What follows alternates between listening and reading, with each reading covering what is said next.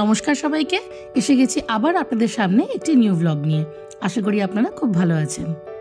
আপনাদের বলেছিলাম না কিছুদিন আগে যে যতদিন ক্লাস 2 এর পড়া শুরু হচ্ছে না, মেধাংশ বেশ কার্সিভ হ্যান্ডরাইটিং প্রতিদিন এক পাতা করে প্র্যাকটিস করছে আর বেশ মন দিয়ে ভালো করে লিখছে। আমি কিন্তু কার্সিভ হ্যান্ডরাইটিং ছোটোবেলায় একদমই ইন্টারেস্ট পেতাম না লেখার জন্য। বাবা মা কিন্তু অনেক বই কিনে দিয়েছিল, কিন্তু আমার ইন্টারেস্ট হতোই না। দেখুন বেশ ভালোই লিখছে আবার মাঝে মাঝে আমার দিকে তাকাচ্ছে, হাসছে, জানে মার খুব ভালো লাগছে, বেশ অ্যাপ্রিসিয়েশন পাচ্ছে। এতগুলো পাতার মধ্যে দেখছি বেশ এম আর এনটা কিন্তু খুব সুন্দর করে লিখছে, কোনো ডটেড লাইন ছাড়াই বেশ ভালো লিখছে।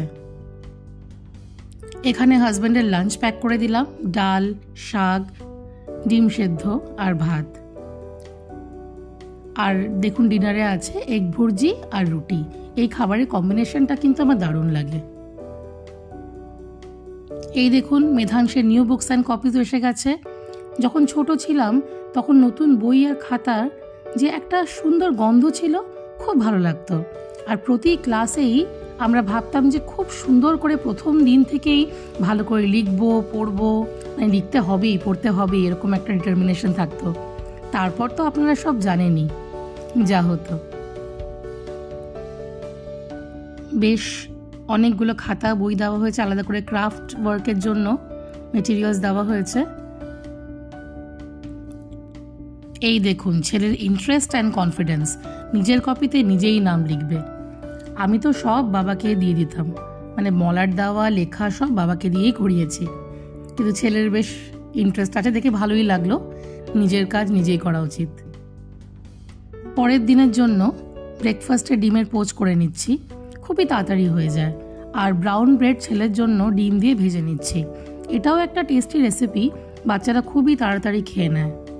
ছোটোবেলায় আমি মাকে প্রায়ই বলতাম যে ব্রেকফাস্টে তুমি আমাকে ডিম ব্রেড করে দাও, আর পুরো টিফিনও ফিনিশ করে আসতাম, তাই মাও না করতো না।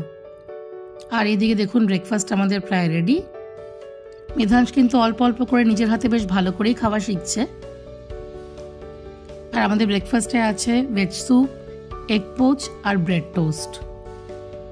ছুটির দিন তাই লাঞ্চে ভেজ চাউমিন আর চিকেন করেছিলাম। খাওয়ার পর মনে হলো যে চিকেন কষাটা রাইসের সাথেই ভালো যায়, আবার নুডলসের সাথে কিন্তু চিলি চিকেনটা ভালো যায়।